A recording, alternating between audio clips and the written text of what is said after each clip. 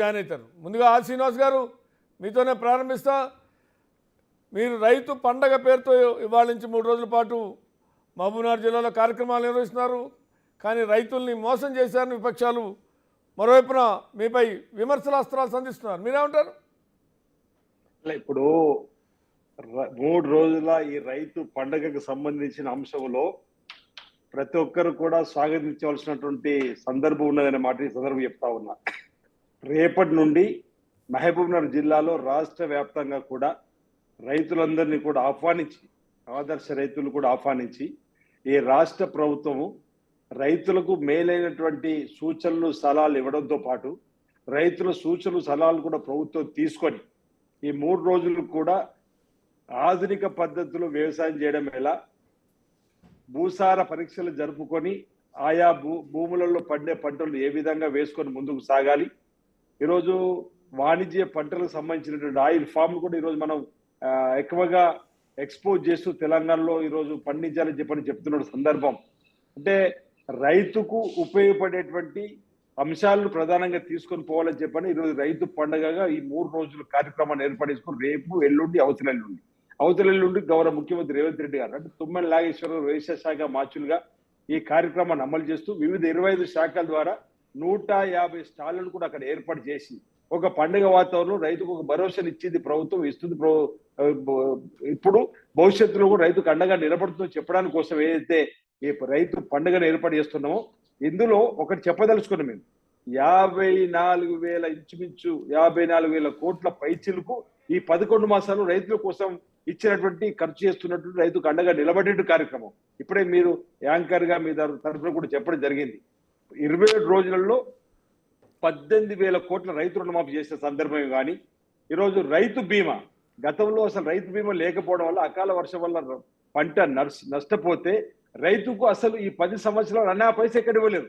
గతంలో మనమే ఇచ్చినాం. కాంగ్రెస్ ప్రభుత్వం రైతులకు పంట నష్టపోతే, వడగల వల్ల నష్టపోతే మళ్ళీ ఈ ప్రభుత్వం వచ్చిన తర్వాత ఇక రైతు బీమా అప్పటికి అమలు చేయకుండా ఎకరాకు 10,000 ఇచ్చినటువంటి సందర్భం. రేపు ఖరీఫ్ లో కూడా ఇబ్బంది అయితే రైతుకు నష్టం చెలవకూడదని చెప్పి ఇంచుమించు రైతు బీమాకు సంబంధించిన దాంతో పాటు రైతు బీమాతో పాటు రైతు బీమా 1,455 కోట్లు, పంటల బీమాకి 1,300 కోట్లు పెట్టినాం. రైతు రుణమాఫీకి 17,849 కోట్లు, రైతు బంధుకు 7,625 కోట్లు, ఈ పంటల బీమా 1,100, రైతు బీమా 1,450 కోట్లు, ఉచిత విద్యుత్ కింద 10,440 కోట్లు, ధాన్యం కొనుగోళ్లు 2023-24లో 10,547 కోట్లు, ప్రస్తుతం ధాన్యం కొనుగోలుకు 5,040 కోట్లకు సంబంధించినందుకు మనం ఇవ్వడం జరిగింది. సన్న బియ్యాలు కొనుగోలు చేసినటువంటి వారికి కూడా ఈరోజు ధాన్యం కొనుగోలు కేంద్రాలలో గతంలో కాదు, గతంలోకి ఇప్పుడు రైతు ఎంత సంతోషంగా ఉన్నాడంటే ధాన్యం కొనుగోలు కేంద్రాలు వాళ్ళు ధాన్యం కొనుగోలు కేంద్రంలో ధాన్యం పోసి ఆరబెట్టి 17% తేమ వచ్చిందంటే వెంటనే కొనుగోలు చేయడం. గతంలో లాగా అదనపు జోకుడు కానీ నిరీక్షణ నెల 10 రోజుల తర్వాత కూడా రైతుకు టోకెన్ ఇచ్చినా కానీ జోకుల సందర్భం ఆనాడేది. ఈ రోజు ఎప్పుడు మాయించిన తప్పుడు రైతు జోకి ఈరోజు ఇచ్చేటువంటి ఏర్పాటు చేస్తున్నాం. అంటే రైతు ఎక్కడ ఇబ్బంది తలెత్తకూడదని రైతును రాజు చేయాలని సంకల్పం గౌరవ ముఖ్యమంత్రి రేవంత్ రెడ్డి గారు తీసుకున్నాడు. ఆనాడు రైతు రాజును చేయాలని చెప్పని కాంగ్రెస్ ప్రభుత్వం రాజశేఖర ముఖ్యమంత్రి ఉచిత విద్యుత్ ఇచ్చినాం. అది కూడా నిరాటంగా ఇప్పటివరకు ఉచిత కొనసాగే కార్యక్రమం. ఈరోజు ధాన్యం కొనుగోలు కేంద్రం ప్రారంభం చేసింది కాంగ్రెస్ పార్టీ 20 సంవత్సరాల క్రితం 2004, 2005 ఆ ప్రాంతం నుంచి 19 సంవత్సరాలు అవుతుంది. ఆ ధాన్యం కొనుగోలు కేంద్రం ఎప్పుడు యథావిధిగా మీరు గతంలో చూసారు. ధాన్యం కొనుగోలు కేంద్రాలలో రాసులు గుట్టల్లాగా రైతులు పోషుంటే కొనాల్సిన బీఆర్ఎస్ పార్టీ ఢిల్లీకి పోయి ధర్నా చేసింది. భారతీయ జనతా పార్టీ కొనుమని ఆదేశించవలసి తెచ్చి ఇందిరా పార్టీ ధర్నా చేసింది. అంటే వాళ్ళు రైతు ప్రయోజనం పక్కన పెట్టి వాళ్ళ ప్రయోజనం కోసం తీసుకునే ప్రయత్నం వాళ్ళు చేసిండ్రు. మనం అలా కాకుండా రైతు ఈరోజు అన్నం పెట్టే రైతన్నకు అండగా ఉండాలి, అపన్నస్తం అందించాలి. ఈరోజు దేశానికి ప్రపంచానికి పట్టేడు అన్నం పెట్టేటువంటి రైతులకు అండగా నిలబడాలని చెప్పి ఇక్కడ మేము కాంగ్రెస్ ప్రభుత్వం అసెంబ్లీలో చెప్పింది, బయట చెప్తుంది, క్షేత్రస్థాయిలో కూడా చేసి చూపిస్తుంది. ఇక్కడ ఒక అంశాన్ని నేను మీ ద్వారా ప్రజలను ఆలోచింపు చేయాలని కోరుతున్నా. తెలంగాణ రాష్ట్రమే కాదు, పక్కన ఆంధ్రప్రదేశ్ రాష్ట్రమే కాదు, దేశం అంతా కూడా ఆలోచన చేయాలి.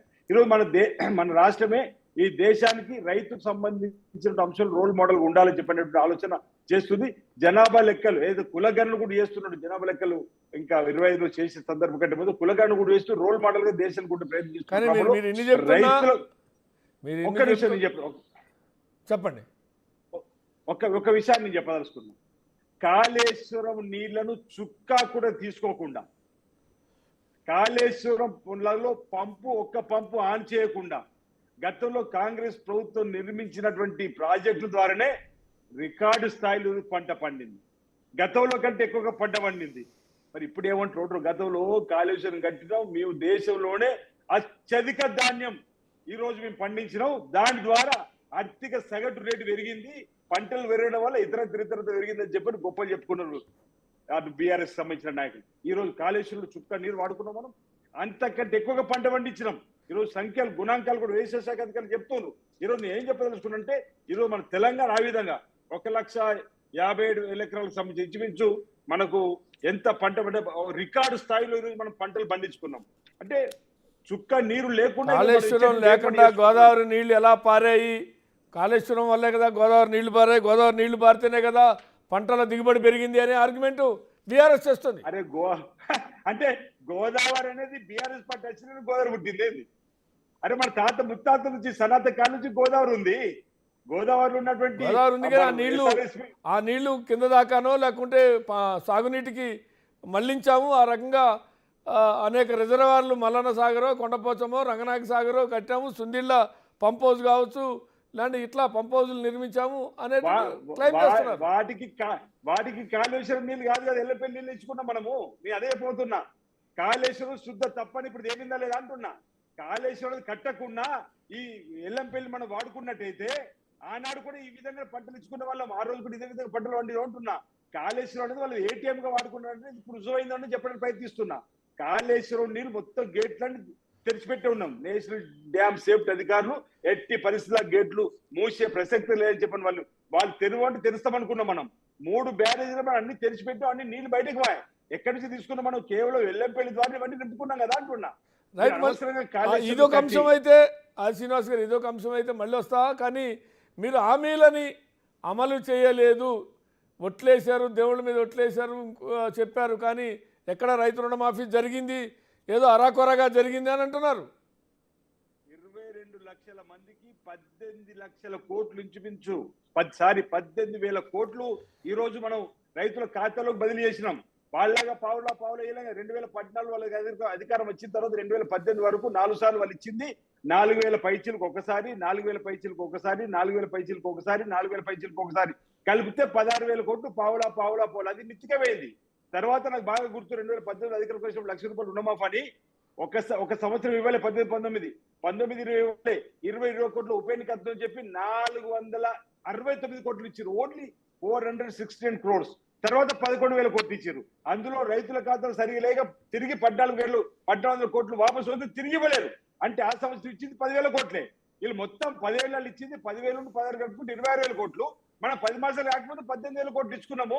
మిగతా వరకు ఇవ్వడానికి సిద్ధంగా ఉన్నావు. 2 లక్షల లోపు రైతు రుణమాఫీ చేసి తీరుతామని మాట ఇచ్చిన రేవంత్ రెడ్డి గారు ఇచ్చిన మాట ప్రకారం ఈ ప్రభుత్వం ముందుకు పోతుంది. అరే రేషన్ కార్డు ప్రామాణికం పెట్టుకున్నాం. రేషన్ కార్డు వాళ్ళ 10 ఏళ్ళ ఇచ్చుంటే 4 లక్షల మంది ఆగిపోయినరు, వాళ్ళకి ఇచ్చేవాళ్ళం కదా. దానికి సంబంధించి మళ్ళీ మేము నివేదికలు తెప్పించుకునే క్రమంలో ఏవోళ్ళు ప్రతి ఇంటికి వెళ్ళినరు. ఆ 2 లక్షల లోపు ఉన్నటువంటి వాళ్ళ వివరాలు తీసుకున్నాము. సాంకేతికంగా ఆధార్ కార్డులు 12 ఉంటే 13 వేసిండ్రు, 12 ఉంటే 11 వేసారు. బ్యాంకులు తప్పిదం వల్ల కూడా కొన్ని ఇబ్బందులు అయినాయి. కొన్నేమో భర్త పేరు మీద భూమి ఉంటే అతను గల్ఫ్ దేశాలకు వెళ్తే, లేదా తండ్రి పేరు మీద భూమి ఉంటే అతను ఇతర దేశాలు ఉంటే వాళ్ళు తిరిగి లోన్ కట్టిన తర్వాత వాళ్ళు కొడుకు పేరు మీద భార్య పేరు ఇస్తే అది కూడా ఆగినటువంటి ఉండే అకౌంట్ 1,60,000. వీళ్ళందరూ కూడా ఇచ్చే ఏర్పాటు చేస్తున్నాం. ఈ రోజు రేపు మీరు 30 తేదీ చూస్తారు. ఈ 3 రోజుల రైతు పండుగలో రైతు ప్రయోజనాల కోసం ఈ ప్రభుత్వం ఏం చేసిందో మా ముఖ్యమంత్రి గారి ద్వారా, మా వ్యవసాయ శాఖ మంత్రి తుమ్మల నాగేశ్వరరావు ద్వారా ప్రభుత్వం వింటది. రైతులందరూ కూడా ఈ కార్యక్రమంలో హాజరవుతారు. రైతులందరూ కూడా మేలైన కార్యక్రమాల్ని నిత్యము చెప్తున్నారు కదా.